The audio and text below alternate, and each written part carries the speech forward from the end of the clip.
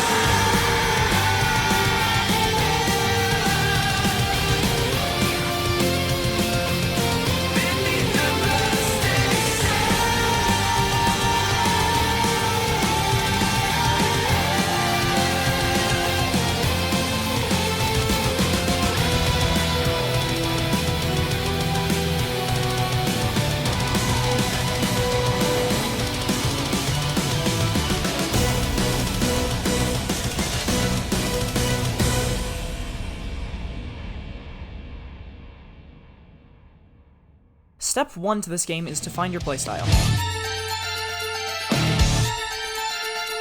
Do you only two-hand weapons? Do you use a sword and shield? Do you use magic like a bitch? What works for you? If you are using a shield, are you ever going to switch to two-handed, or are you just going to keep that shield out? Regardless, you should probably get the Grass Crest shield for the boost of stamina, Havel's ring for higher equip load, and the Ring of Favor and Protection. Never remove that last item, or else it'll break and you can't equip it ever again. Regardless of your playstyle, I recommend starting off with the Master Key as your gift, as it'll allow you to open up a lot of different areas early on, and allows you to skip entire boss fights. More on that later. Once you find your playstyle, use this to help figure out what it is you want to upgrade. For the most part, I upgraded strength and dexterity with some upgrades to stamina and very few to health. You don't have to have more health if you just schmooze. Make sure that once you find a weapon that you like, you upgrade it to Andre, otherwise it'll fall off faster than Call Me Carson. By upgrading, you can make it so your weapon can cut through bone like it's nothing. If you aren't doing enough damage to enemies in the area that you're in, that probably means you shouldn't be there or you need to upgrade your weapon. If you get lost in an area you aren't supposed to be in, run. Just try to leave as fast as you can, otherwise, fuck you, I guess. You also need to be okay with losing your souls. If you get too attached to them, you're going to get more and more tilted every time you die. Souls are easy to build up again, so no use crying over spilled milk, unless you go into a boss fight with souls right after killing the previous one. Then you can cry about it. On top of this, you'll have to be okay with dying. It's just part of the game. Sorry to say this, but you're not going to be the happy hob on your first playthrough. You're going to die. A lot. It's just part of the process, so try not to freak out about it too much. It's not out of the question that you could spend multiple days on a boss, and bosses that are easy for one person aren't always easy for another. For example, my coach in the game never beat Manus, but I was able to. For her, Gwyn was an easy boss fight, but it took me a few hours. One person could easily beat Ornstein and Smo, and another person could take 3 days to beat them. Like me.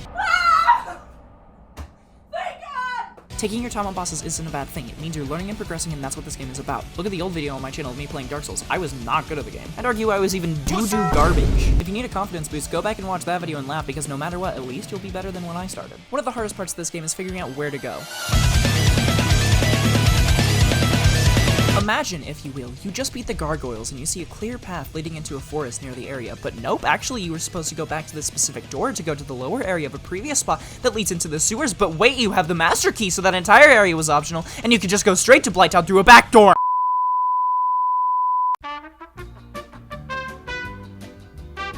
This game can be confusing on where to go, so I recommend using the Dark Souls cheat sheet website that helps you 100% the game and tell you where to go and what level you should be. This doesn't skip any optional areas though, so it will take you through unnecessary side routes. In my opinion, the best way to go about this is to have a friend of yours who already went through the game tell you where to go. In my situation, I had my friend Keo to tell me where to go. How about you give him some cool tips on Dark Souls, Coach Keo? Just big sword, go bonk. That's kind of it. It's kind of Wow, what amazing words of wisdom. Using these different types of guides can help you not get lost in a game that's very easy to get lost in. Or you could just wait a little bit for me to tell you exactly where to go. But enough of that general shit, here's how you really get good at the game.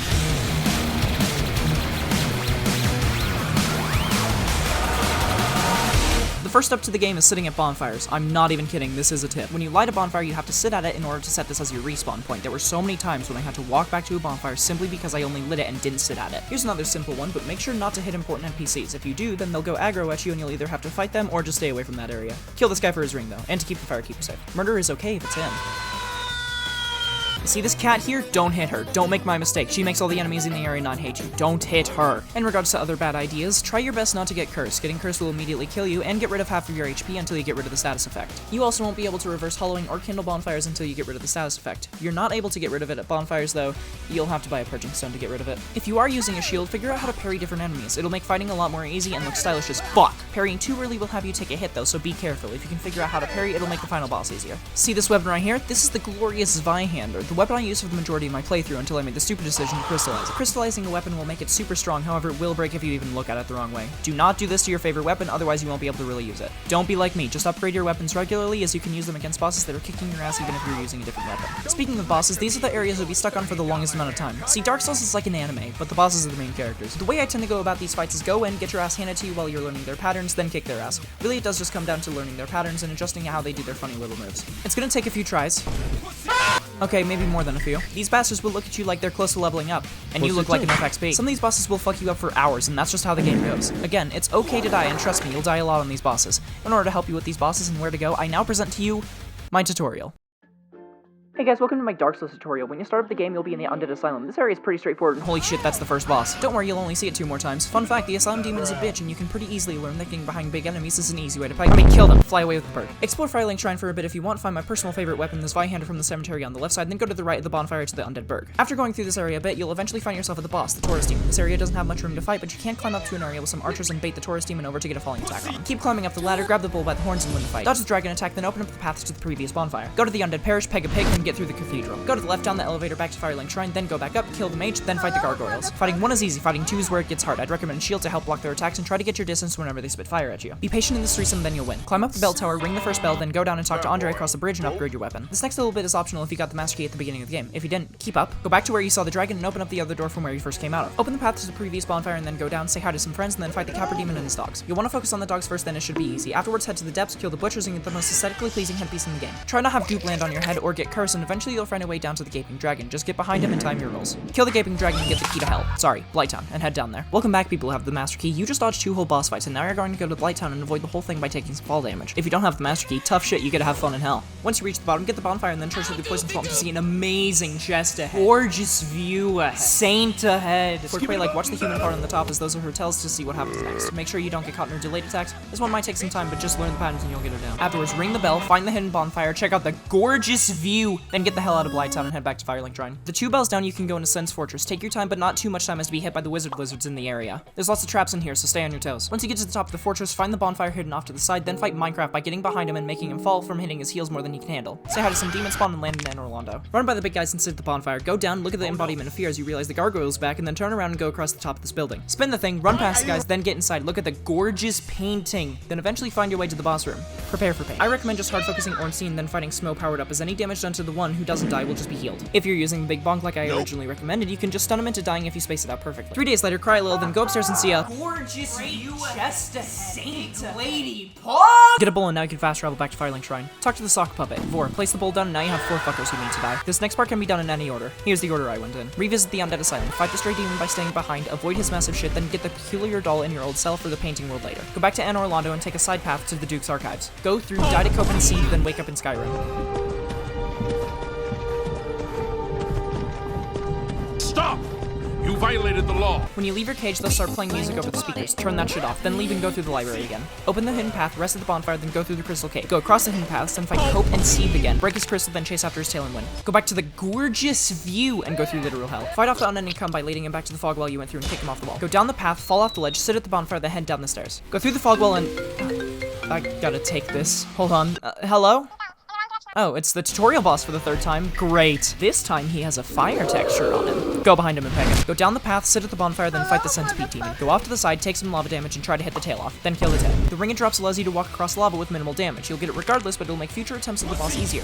Afterwards, head into Lost Islith and feel your eyes disintegrate. Make your way across the lava, then eventually find your way to the very angry tree. Go to the right and break the first seal. Save and quit so you appear at the front of the boss fight, then go to the left, shoot the second seal with a bow and arrow, or carefully go up, break it, then save and quit so you appear at the front of the boss fight. Slide down one more time, bait out the arms attack, then run and jump, go into the tree's trissy, and then break the final seal. Congrats, you beat a bullshit boss. Warp back to the Firelink Shrine. Go to the left to the graveyard and head to the catacombs. Welcome to the Bone Zone. In order to kill the skeletons here, you have to kill the undead mage, then they'll stay dead. One of these undead mages will have a skull lantern, and you'll need that, so kill as many of them as you see. Go through the area, flip some switches, then go down past the bone wheels and fight a joke of a boss. Go into the Tomb of Giants and equip the skull lantern you got earlier. Find the bonfire, then make your way down to one of the best designs in this game. Get pegged a few times and try to stay in the beginning area. If you stay in the starting area, it'll keep the amount of skeletons spawning down to a minimum. Back up when he kneels down for his AoE and then stay below him so he can't hit you. After beating death itself, warp back to Firelink Shrine. Go to Andre and buy the Crest of Artorias to unlock a back path. If you'd like, go back and head down to fight a Hydra and then go through an area full of cats and mushrooms. You can also just go through the door that the crest opens and go fight imminent sadness ahead. Kill Seath as fast as possible to put it out of its misery, and that way you don't have to see her limp at the end of the fight. After committing dog slaughter, head back to Firelink Shrine and go down the elevator below and then go through the spirit area. You will need the transient curse item to hit the ghost, or you could just run past them. After opening the door and letting out the water, just put on the ring you got from Seath and head to the boss. Drop into the super disorienting world of nothing and try to kill each king as fast as possible. Most of their attacks are delayed, so just be ready to dodge a little later. If they charge their AoE attack, then just run backward and hope it doesn't hit you. After the kings have been dethroned, you can go fight Gwyn, the final boss. Unless you want to do the DLC. Our first stop for the DLC is behind where we fought the Hydra. Free a girl who's trapped in a living cum jar and then be spirited away. What the Manticore doing? You can cut off its tail so it doesn't poison you. Make sure you can roll fast as most of their attacks come out pretty quick. Afterwards, run through an area, look at an optional boss that I didn't fight, and then fight Artorias. Artorias is sick as fuck, but again, you'll need a fast roll to dodge his stuff. When he charges up, try to poise break him so he doesn't get his buffs or attacks changed because that can screw you over. Bigger weapons are easier to stop him with. After beating him, go through the area and head into the void. Save Seath with the help from the cat from before and be glad you didn't fight Seath after this because the cutscene changes and she recognizes you. Now you just have to kill Manus. Manus is difficult. You'll want to fast roll through attacks and slowly chip away. Don't use a shield as it doesn't help, and when he does a 5-hit combo where he stuns you, try to move back instead of just rolling through the attacks. The combo is easy to see coming when you realize he screams before he does it. When he incorporates magic, just try to roll to the side. Also, this is the only boss fight I personally use a summon on, and that's because you can team up with Seath. Congrats, now you can work with the dog you murder in the future. Using Seath, you can avenge your master and finish the DLC. After this, if you want, there is the painting in Armando you can go through. Make sure you have blooming purple moss clumps so you can get rid of toxic from the zombies. After going through the area, lead this dragon thing to the end of the bridge and pretend this is Ellen Ring and be obsessed with fingers. Go through the rest of the painting, then go to the boss of the area. Talk to her and, hey, what the fuck are you doing here? Oh, I was just looking around. Can you, like, leave, please?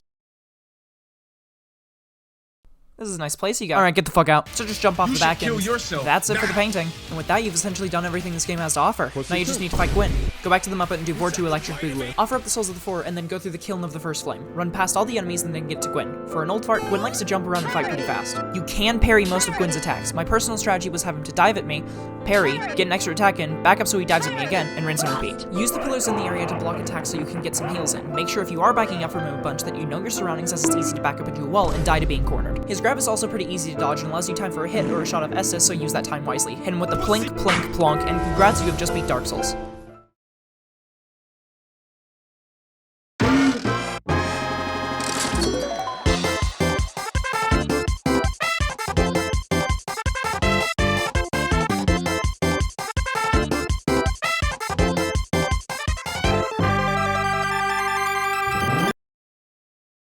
At the end of it all, you'll have a choice to make. Will you use the bonfire to kindle the fire and continue the Age of Fire, or will you plunge it into darkness, starting a new Age of Darkness? Is it fair to continue a world on the brink of death? Is it fair to destroy a world with such beauty that you've just conquered? The answer is one only you can answer for yourself. Anyways, watch my character burn to death. Dark Souls is a oddly beautiful game. It's difficult, but it teaches you patience, and you watch yourself overcome so many challenges along the way. You'll want to throw your controller one moment, and then the next you'll be jumping out of your seat, screaming with joy how you overcame a boss you had difficulty with. It is definitely one of the hardest games I have ever beaten. That is until I play the next one. Hey guys, it's your girl.